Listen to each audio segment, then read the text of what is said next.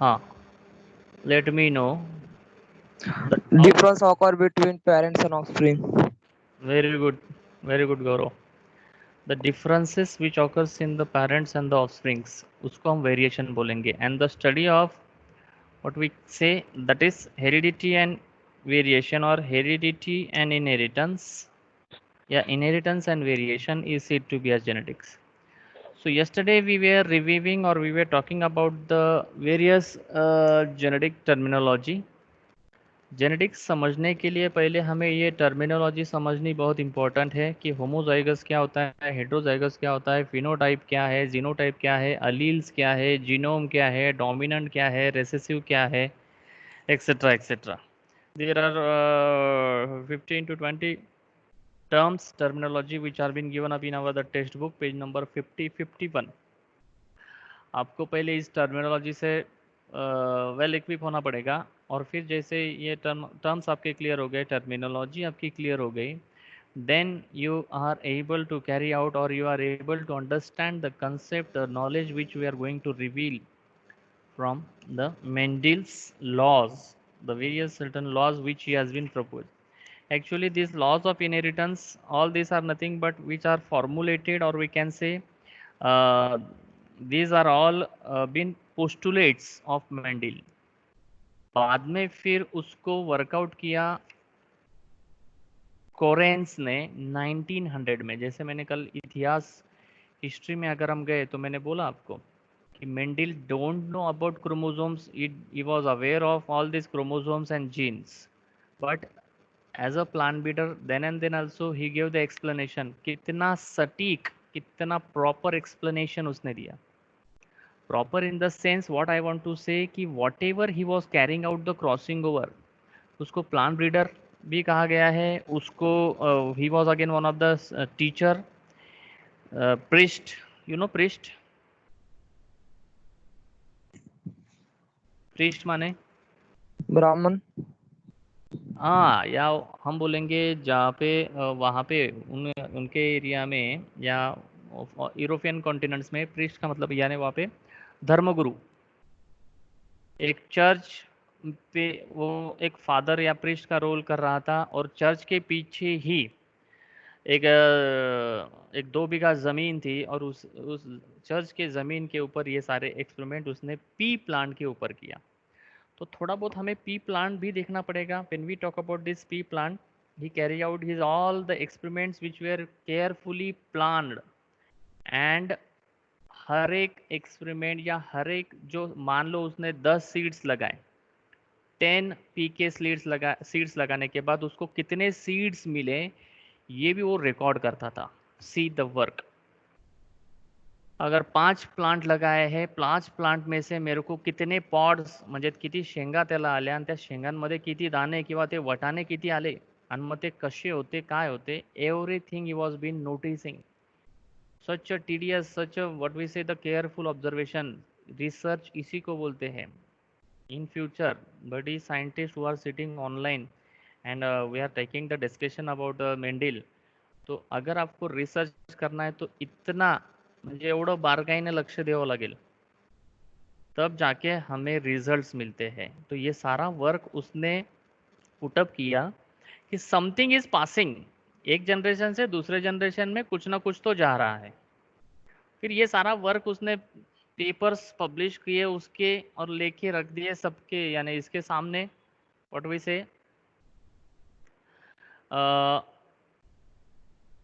With the annual proceedings, royal जो ये होती है, व्हाट वी से, each and every time which ever the work, या मान लो अभी आपको भी कुछ पब्लिसिटी या कुछ वर्क अगर आपको करना है, then you have to put this work in front of that universities, and you have to tell कि दिस इज़ सम, यानी ये थोड़ा कुछ नया है, इससे पहले किसी ने किया नहीं है, और ये मेरा वर्क है, and then that recommendation is been given.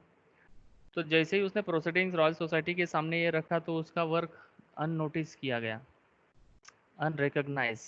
मैंने बोला ना आपको कल कि अनरिकग्नाइज किस लिए, क्योंकि सबसे ज़्यादा प्रभाव मेंडल के यानी सबसे ज़्यादा प्रभाव डार्विन का था.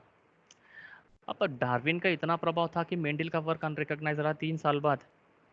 उसके मरणोपरांत ये कोरेंस एंड अगेन उसके दो को साथीदार जो थे को वर्कर्स, इन्होंने ये सारे वर्क पोस्टुलेट ढूंढ निकाले मेंडल के, and then they various certain laws were been make what he has been given and what was the work.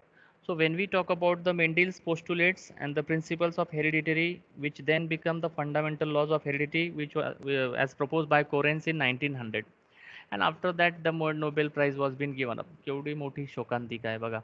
Okay, next when we talk about the reasons of Mendel's success, अगर Mendel के success के पीछे reasons क्या थे कि उसके सारे experiment carefully plan थे.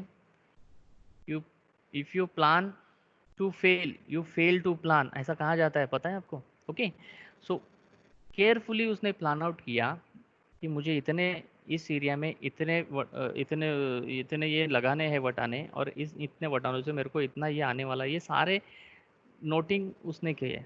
Okay, he carefully recorded the number of plants of each type and express his results, और इससे पता उसको क्या चला कि find out the 7 contrasting characters, जो आपके सामने अभी दिखा रहा है आपके टेक्स्ट बुक में जो दिया है. Do you know? Yes, we know 7 pairs of contrasting characters which are visible characters in pea plant, that is Pisum sativum scientific name. He observed कि seed shape एक तो कुछ राउंड है और रिंकल्ड है, कुछ येलो है, कुछ ग्रीन है, कुछ पॉड के शेप इनफ्लाटेड है, फिर कुछ कंस्ट्रिक्टेड है. डिफरेंस दिखाई दे रहा है ना सबको. This are all said to be as the contrasting यानी एग्जैक्टली अपोजिट या इसके विरुद्ध. कंट्रास्ट हम बोलते हैं. पॉड का कलर ग्रीन है, येलो है, फ्लावर कलर पर्पल है, वाइट है, फ्लावर का लोकेशन एक्साइल है, टर्मिनल है, प्लांट का हाइट टॉल है, डॉर्फ है. ये 7 कंट्रास्टिंग कैरेक्टर्स उसने फिर स्टडी किए. और फिर जब हम बात करते हैं डोमिनेंट की, what is mean by dominant? Terminology is most important. आपको बार बार वो टर्मिनोलॉजी जेनेटिक्स में आपको म्हणजे पाठांतर करावं लागेल त्याचं, इजंट इट? बिकॉज बायोलॉजी भाई थोड़ा बहुत हमें व्हाट वी से रिकॉल करनी पड़ती है. We have to recall. हमें सोच पढ़ने के बाद हमें सोचकर उसका आंसर देना पड़ता है. ऐसा नहीं, ऐसे ही कुछ नहीं बोल सकते हम उसमें, isn't it? What is dominant? Dominant को हमने क्या डिफाइन किया yesterday? What we are talking about dominant? See here once again I am going to this reviewing that vocabulary. Dominant यहाँ पे दिखाई दे रहा है. Dominant alleles which marks recessive allele in heterozygote phenotypic condition, या फिर हम उसको बोलेंगे dominancy. Dominant is nothing but see here the form of character which is expressed in F1 hybrid which is called as dominant character. यानी first filial generation में F1 यानी first filial generation में जो एक्सप्रेस होता है वो dominant हो जाएगा, और जो F2 में एक्सप्रेस होगा वो recessive. The form of character which is suppress in first filial generation in the presence of dominant character, that is said to be as recessive. जो एक्सप्रेस नहीं होगा F1 जनरेशन में वो रेसेसिव कहलाया जाएगा, जो एक्सप्रेस होगा वो डोमिनेंट कहलाया जाएगा. तो उसी हिसाब से उसने ये 7 contrasting characters dominant and recessive के स्टडी किए. अभी क्वेश्चन अगर हम यहाँ पे देखते हैं, when we talk about the question which is frame in the examination में अगर क्वेश्चन आता है तो give the dominant characters for the size और what we can say for the shape, for the seed shape, for the seed color, for the pod shape, pod color, flower location, plant height. Then you should know this all कि dominant इसमें से कौन सा है, recessive कौन सा है. So round is the dominant for seed shape to the wrinkled यानी सुरकुत्या पडलेला. अभी भी आपके घर में अगर वटाने होंगे, हम अभी आगे जाके मोना हाइब्रिड क्रॉस की बात करेंगे, तो एक प्रैक्टिकल के तौर पे आप क्या करो, लिसन केयरफुली. अब मैं ये कंसेप्ट समझने से पहले आपको प्रॅक्टिकल करने की बात कर रहा हूँ आफ्टर द लेक्चर. हां, घरात वटाणे असतील, ते वटाणे काढायचे, एका ताटलीमध्ये घ्यायचे, 100 वटाणे मोजायचे आणि 100 वटाणे असं म्हणजे what we can say randomly, and then उसको फिर लेके ऑब्झर्व करो की राऊंड कितने हैं एंड रिंकल्ड म्हणजे सुरकुत्या पडलेले किती. आपको रेशो आएगा 3:1, याने 100 वटाने 100 वटाने जर घेतलेत त्याच्यातनं 60, 70, 80 तुम्हाला राऊंड सीडेड दिसतील आणि बाकीचे उरलेले 20-30 जे आहे ते wrinkled seal. That is our the mono hybrid cross, that is said to be as mono hybrid ratio 3:1. Mono means single character consider के. मेरी बात आपके समझ में आ रही है?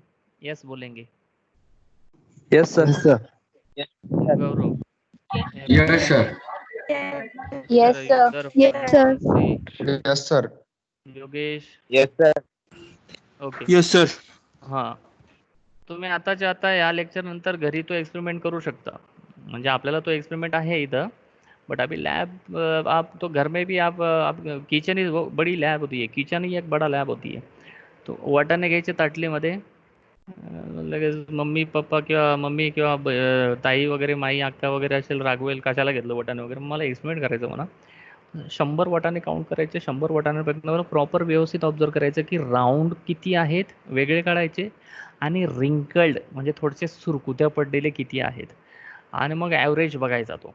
सो this is said to be as a learning from home, practical from home and learning from home. Good idea, isn't it? So coming to the point. हाँ, तो ये 7 कंट्रास्टिंग कैरेक्टर्स की अगर हम बात करते हैं तो ये उसने ऑब्जर्व किए और फिर बताए, बराबर. और इसी 7 कंट्रास्टिंग कैरेक्टर्स के ऊपर उसने 3 लॉज बनाए. Law of dominance, then the second that is law of segregation and law of independent assortment. यानी जब उसने वटाने के प्लांट लगाए, 100 प्लांट लगाए होंगे, तो 100 प्लांट में से उसने ऑब्जर्वेशन किया कि कौन से प्लांट्स में भाई राउंड सीड है, कौन से प्लांट में येलो सीड है, सीड कलर क्या है, कौन से पॉड इनप्लांटेड है, कौन से पॉड कलर ग्रीन है, कौन से फ्लावर पर्पल के, कौन से फ्लावर वाइट है. तो इस पे से उसने नोट डाउन किया कि ये डोमिनेंट F1 जनरेशन में ये आने वाले, या ये डोमिनेंट कैरेक्टर है, ये रेसेसिव कैरेक्टर है. So the law of dominance की तरफ अगर हम जाते हैं, मेंडीज लॉज की तरफ हम जाएंगे, the statement of that law of dominance क्या है कि when 2 homozygous individuals with one or more sets of contrasting characters are being crossed, the alleles या the characters that appear in F1 generation are dominant. अभी black board explanation के साथ ये होना जरूरी है, लेकिन what we will do, we'll go with the video. It's a very best option for us. With the help of video we will go and discuss. इसका एक स्क्रीनशॉट आप निकाल सकते हो. These are all the reviewing vocabulary terminology, कुछ जो दिखाई दे रही है आपके स्क्रीन के ऊपर. जीनोम क्या है, 23 pairs of homologous chromosome, total number of the chromosomes को जीनोम कहा जाता है. Contains the genes that code for protein. Alleles क्या है, different versions of the gene. Genotype क्या है, होमोजाइगस यानी क्या, सेम अलील वाले, कैपिटल टी. हेट्रोजाइगस यानी डिफरेंट अलील वाले, capital T small T. phenotypic, physical manifestation, physical character. dominant means the F1 generation में दिखाई देने वाले. recessive यानी which results into the F2 generation, etc etc. Next, when we talk about the next, हम with the help of video we will go on what the Mendel has did. तो ये है father of genetics, Gregor Johan Mendel. What he has done क्या है, उसका पहला law of dominance का explanation हम देख रहे हैं. Here, these are all the 7 contrasting characters which he has been carried out, or he is again said to be as one of the great plant breeder. Hybridization experiment उसने करवाए, इसलिए उसको एक प्लांट ब्रीडर से भी जाना जाता था. वो एक प्लांट ब्रीडर था, वो एक टीचर था, वो एक प्रीस्ट था, all in one, isn't it? उसने क्या किया कि पहले उसने टॉल प्लांट जो 1 2 3 जनरेशन के बाद पहले उसे पता चला कि ये डोमिनेंट कैरेक्टर वाला टॉल प्लांट है, तो इसके सीड्स निकालते गए तो उसको पता चल गया कि this are the tall and dwarf. तो दोनों प्लांट का क्रॉस किया, क्रॉसिंग ओवर, यानी यहाँ पे उसने इन मेल फ्लावर्स का एंथर इन फीमेल फ्लावर्स के ऊपर क्रॉस पॉलिनेशन किया. अब ये कैसे किया होगा, प्लांट ब्रीडर कैसे करते हैं, हमने animal breeding, plant breeding, animal husbandry में हमने देखा enhancement in production. What is the technique which is utilize की सेल्फ पॉलिनेशन अवॉइड करके? नो डाउट पी इज, अभी पी प्लांट देखो, उसके एक्सपेरिमेंट सक्सेस होने के पीछे राज क्या थे कि ये जो पी प्लांट है ये कितने महीने का पीक है या कितने महीनों में आता है कि 60 to 90 डेज, बराबर। यानी साल भर में ये कितनी बार आ सकता है? 2 या 3 बार ये लिया जा सकता है उत्पादन इसका, बराबर। तो एक साल में वो पूरा पता चल जाएगा ना कि इसमें ड्वार्फ कौन सा है, डोमिनेंट कौन सा है, टॉल कौन सा है, रेसेसिव कौन सा है, ये 7 कैरेक्टर्स उसने जो स्टडी किए तो एक ही साल में। So this P plant is a plant which is small heighted. सबने बटाने देखे होंगे, बटाने का प्लांट देखा होगा। ऐसा कोई है कि बटाने का प्लांट देखा है नहीं अभी तक? देखा है क्या?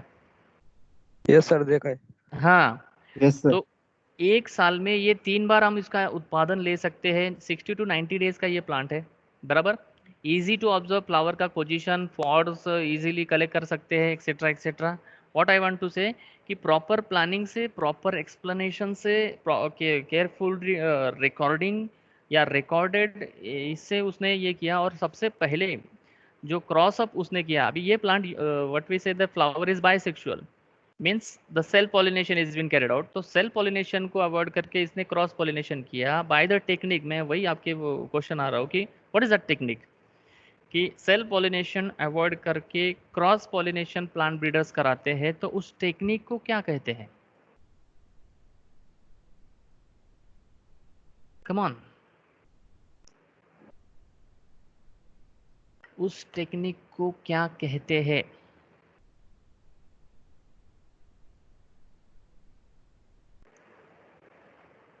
Yes, Mansi, Tanmay, Yogesh, Atharva, Hemant, Sarayu, Gaurav, Aradhana, Sanjivani, again number of the students have been joined. Varsha, Mahak, Mukesh.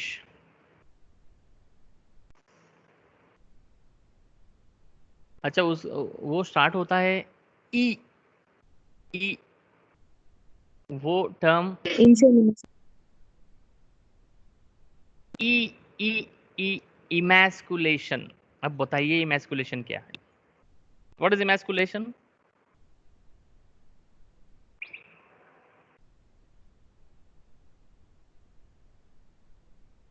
Sir, हाँ, removal of stamen from flower.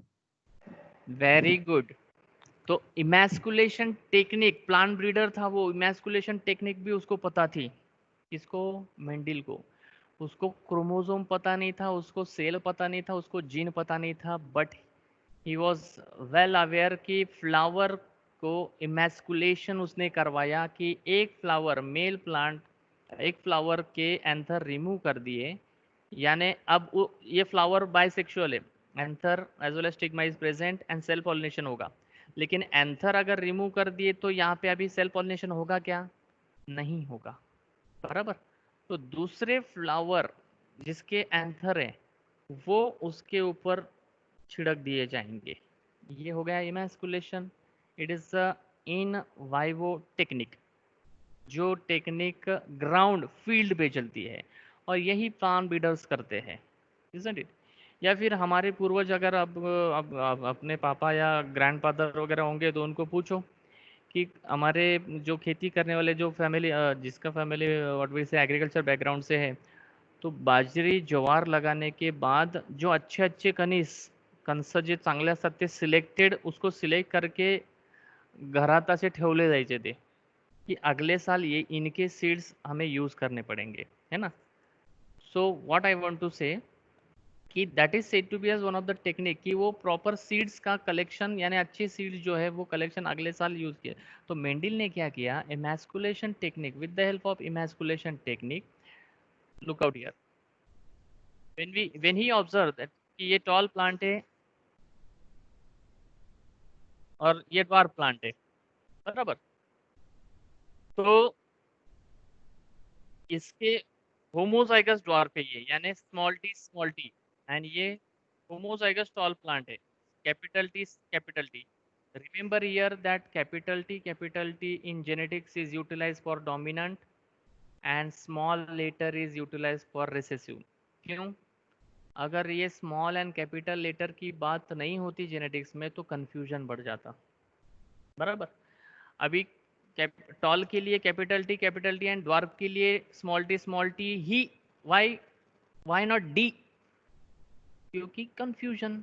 To avoid the confusion, Punnett, ग्रेगल पुनेट नाम का एक साइंटिस्ट, उसने ये डिवाइस निकाला और उसने ये सारी चीज़ें बताई कि भाई टॉल प्लांट के लिए हम लेटर यूज़ करेंगे कैपिटल टी, यानी डोमिनेंट के लिए हम लेटर यूज़ करेंगे कैपिटल। डोमिनेंसी दिखाने के लिए in the genetics, in this Mendelianism genetics, capital letter is utilized for dominancy, remember this, and small letter is utilized for the recessivity. Okay, so what he did, he tall and dwarf plant का parental generation को उसने देखा। अब इन दोनों plants को उसने seeds collect किए और फिर वो लगाए उसने। पहले फर्स्ट जनरेशन में उसको सभी टॉल नजर आए। इसको फर्स्ट जनरेशन या F1 जनरेशन कहा जाता है। All the plant in this F1 generation are tall, बराबर।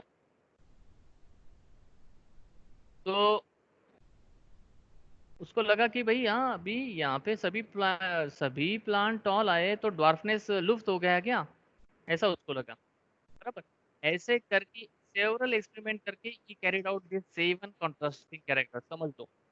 carried out this all the 7 contrasting character by observing। observation बहुत important है इसमें।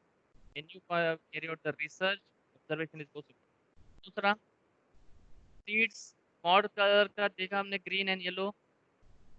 ऐसे करते करते what has done,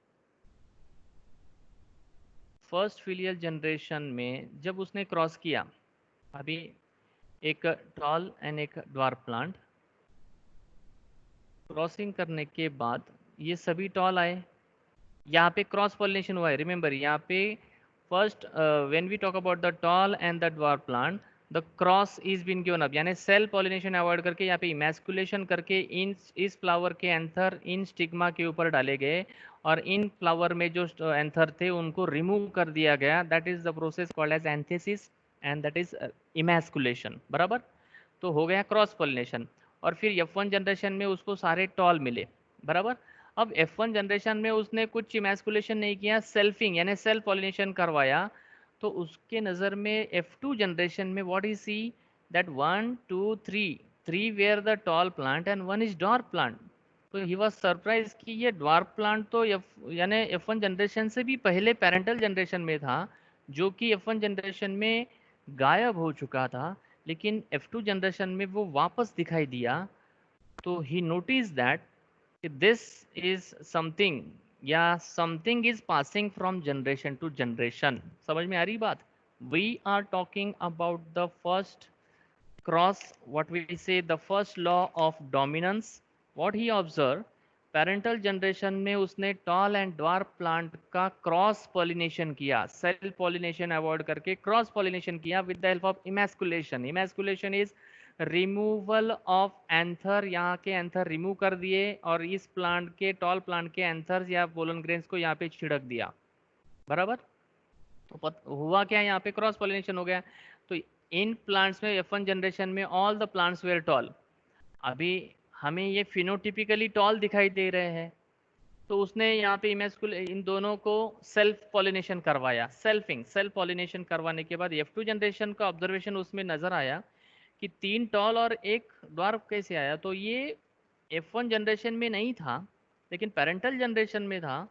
then he was surprise and he, ऐसे बहुत सारे उसने फिर हाइट, फ्लावर का पोजीशन, सीड का कलर, सीड का शेप, ऐसे 7 कॉन्ट्रास्टिंग कैरेक्टर्स के ऊपर स्टडी करके सारा लिखा पीटी घसा पीटी किया और यही सामने रखा था लोगों के, जो बड़े बड़े रिनॉर्ड साइंटिस्ट हैं उनके सामने ये रखा कि यार this is something and something is passing from one generation to the generation.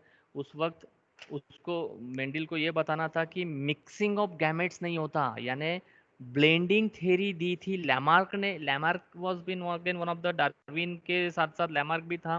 जिसने ब्लेंडिंग थ्योरी दी थी, मिक्सिंग थ्योरी। अगर हम थोड़ा सा इतिहास में जाते हैं, हाँ यहाँ पे वो एक नोट डाउन कर लो, एक website, what I want to say, कि ये सारा आपको पता कहाँ से चलेगा कि what is in the history, कि 1800, 1857, 1860s, 70s, 80s। तो dnatimeline.com, note down the website www.dnatimeline.com। वहाँ पे आपको जेनेटिक्स का पूरा इतिहास मेंडल से लेके आज तक, क्या डिफरेंस, क्या what are the various certain changes. आज अगर हम जेनेटिक्स की बात करते तो आज जेनेटिक्स बायोटेक्नोलॉजी, बायोटेक्नोलॉजी से आगे नैनो टेक्नोलॉजी तक पहुंच गया है। मेरी बात समझ में आ रही है आपके? So when we talk about this Mendel's experiment, हम लॉ ऑफ डोमिनेंस की बात करें तो लॉ ऑफ डोमिनेंसी में उसने ही वाज सरप्राइज कि दिस ड्वार्फनेस, ये जो ड्वार्फनेस है, ये ड्वार्फ वापस आ गया F2 जनरेशन में आफ्टर द सेल्फ पॉलिनेशन। तो ये F2 जनरेशन हो गया। अभी यहाँ पे F1 and F2, F1 means first filial generation, parental. अभी ये see, this are all the science which are utilize. अगर क्वेश्चन आता है एक्सप्लेन मेंडल्स फर्स्ट लॉ, तो you can explain this likewise. आप ऐसे ट्री या ये तो नहीं निकालेंगे, लेकिन capital T small t crossing over किया यहाँ पे, कैपिटल टी यानी इसके सेल्फिंग, या ये एक्सप्लेनेशन एक पुनेट स्क्वायर के माध्यम से भी किया जा सकता है। When we talk about the Punnett square, when we see our the book, यहाँ पे देखो, यहाँ पे दिया है, see this, completing the activity and the chart, phenotype यानी फिजिकल मेकअप, टॉल है, डॉर्फ है। जीनोटाइप, इसके यहाँ पे क्या आएगा, कैपिटल टी यहाँ पे क्या आएगा, एस एनीबडी। मैंने रिपीट किया कि when we talk about the when we talk about the recessive is shown by small letters, तो यहाँ पे क्या आएगा, Small t, small t. Very good. तो you have to Small complete that, हाँ you have to complete that activity. यहाँ पे अगर कैपिटल t, small टी है, यहाँ पे आएगा स्मॉल टी, वेरी गुड। तो इनके gametes capital T small t, what happens in the first filial generation, that is capital T and small t, but appearance genotypically वो टॉल है, बराबर। Phenotypically वो टॉल है, लेकिन उसका जीनोटाइप क्या है, कैपिटल टी यानी small T, that is hybrid. अब इसका सेल्फिंग हुआ, सेल्फ पॉलिनेशन F1 जनरेशन में, व्हाट हैपेंस कि ये कैपिटल टी स्मॉल टी इनके गैमेट्स। तो फिर यहाँ पे, अब यहाँ पे क्या आएगा, this is one of the activity which you have to complete. तो ये कैपिटल टी और ये कैपिटल टी यहाँ पे आएंगे, that means what will coming here, Capital T, capital T. Very good. And यहाँ पे ये कैपिटल टी एंड ये कैपिटल टी यहाँ पे आएगा capital T small T, Cap बोलते जाओ बराबर। अब यहाँ पे ये कैपिटल टी एंड ये कैपिटल टी यहाँ पे लिखेंगे तो क्या आएगा, कैपिटल टी स्मॉल टी।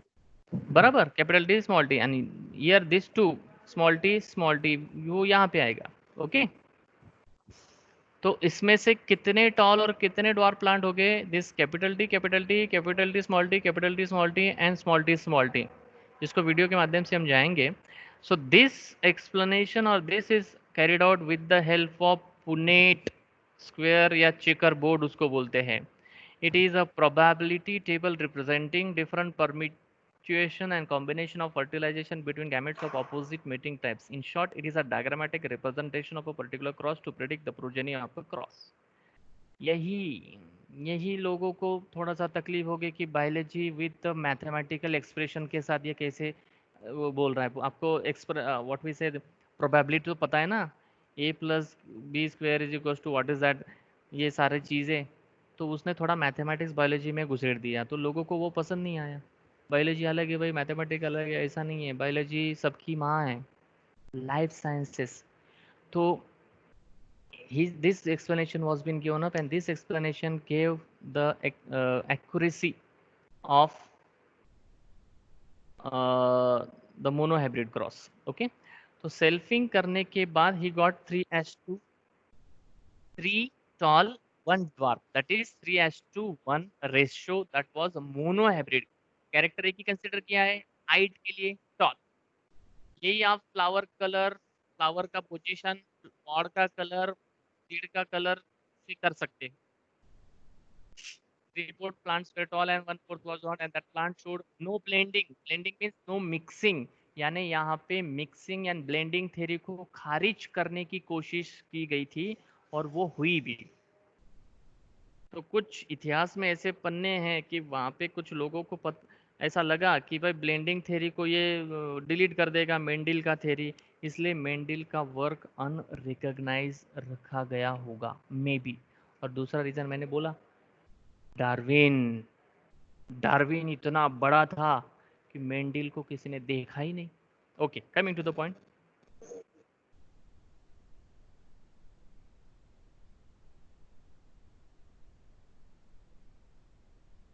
तो ये सारे 7 कॉन्ट्रास्टिंग कैरेक्टर्स उसने ऐसे फाइंड आउट किए by crossing over parental generation. अभी पॉड का भी अगर हम देखते हैं green and yellow, he got the green, यानी ग्रीन डोमिनेंट है, येलो जैसे हम इसमें देखते हैं ना senior, see this green pod colour.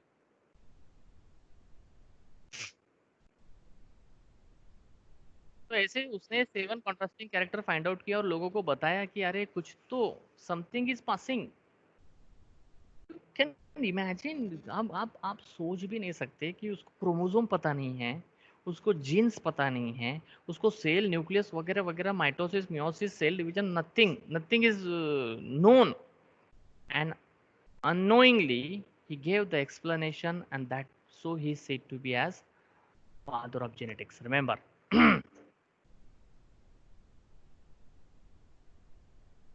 So each time, every time when he carried out, we consider the first and the first law of dominance। ऐसे वो क्रॉसिंग ओवर करते गए and सबसे पहला पोस्टुलेट उसने दिया। अब F1 जनरेशन में डॉर्फनेस डिसअपियर हो गया, लेकिन F2 जनरेशन में सेल्फ पॉलिनेशन करवाया तो वापस से वो डॉर्फनेस आ गया। So this was one of the first postulate, that was the first law of dominance. Next,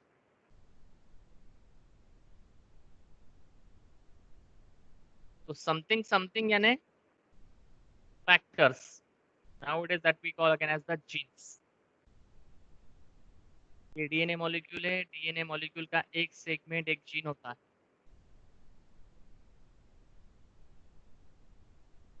Capital letters are being denoted to show the F1 hybrids and dwarfness is denoted by the small letter for proper understanding.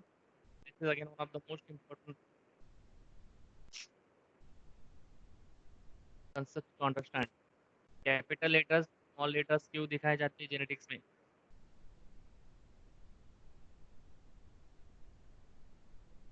सी है, now this are the chromosomes. मान लो ये दोनों भी alleles है ना, फिर alleles को हमने क्या डिफाइन किया था? To contrasting characters, alternate forms of genes which are present on the same locus on the chromosomes, capital T small t। लेकिन जो एक्सप्रेस होगा वो डोमिनेंट कहलाएगा। या इस कंडीशन को हम इसको हेटेरोजाइगस कंडीशन, अभी इस कंडीशन को हम बोलेंगे होमोजाइगस, कैपिटल टी को हम कहेंगे heterozygous, capital T small t homozygous again. तो capital T small t and small t tall all these are the genotypes। capital T is pure, capital T small t is hybrid genotype and small t is a pure dwarf। look out। अब ये phenotypically capital T small T phenotypically physically हमें कैसे दिख रहे हैं? Toll, बराबर। लेकिन genotypically वो कैसे है? यहाँ पे ये प्योर है और ये हाइब्रिड है। रिमेंबर दिस, ये कंसेप्ट जब आपके समझ में आएगा तभी जाके जेनेटिक्स आपको आगे जो हम बात करेंगे the various certain chromosomal aberrations, chromosomal disorders किस तरीके से होता है, क्या होता है, ऑल दिस। Okay, next.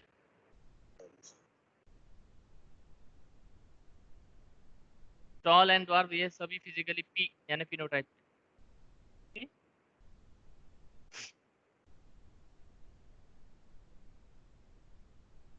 अब ये कैपिटल टी सिमिलर है इसलिए इसको होमोजाइगस कहलाया जाएगा और ये जो है कैविटी स्मॉल टी, ये डिसिमिलर है, इसको हेटेरोजाइगस एलील्स कहलाया जाएगा। तो हेटेरोजाइगस क्या, होमोजाइगस क्या, ये भी आपके समझ में अभी आ गया।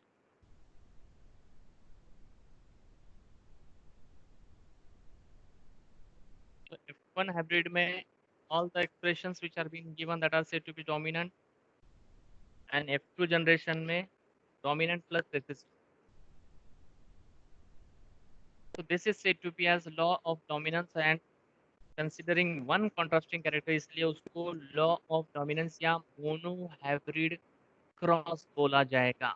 Considering mono means one character at a time.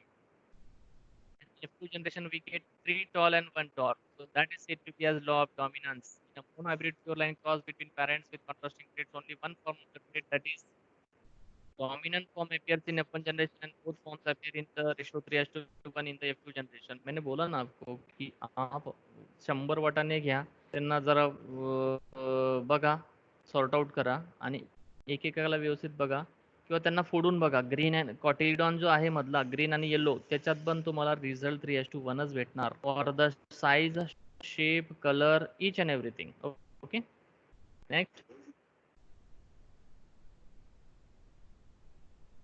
So this is law of dominance. ठीक है, law of segregation, law of independent assortment भी आज हम एक्सप्लेन करना चाहते थे, लेकिन कैन नॉट एक्सप्लेन इट. तो little bit we will stop here. Okay, so this is all about. अभी पुनेट स्क्वायर के माध्यम से इसको देखेंगे. क्लियर. पेरेंट्स, अगर हम इसको निकालते हैं, आपको एग्जामिनेशन में ऐसे दिखाना पड़ेगा. Parent, if you want to go the first law, अगर आपको एक्सप्लेन करना है monohybrid cross, explain, describe, write a note, then you have to give this capital T cross small t F2 generation में what you get, the capital T small t, these are the gametes, and what we see the male and the female gametes को इसको sorting करने के बाद gametogenesis में कुछ भी हो सकता है. Random process, 50% of the chances. जैसे हमने बोला कि ह्यूमन बींग्स ने XX XY, there are always 50% chance XX होगा या XY होगा, that nobody can define. Okay, next.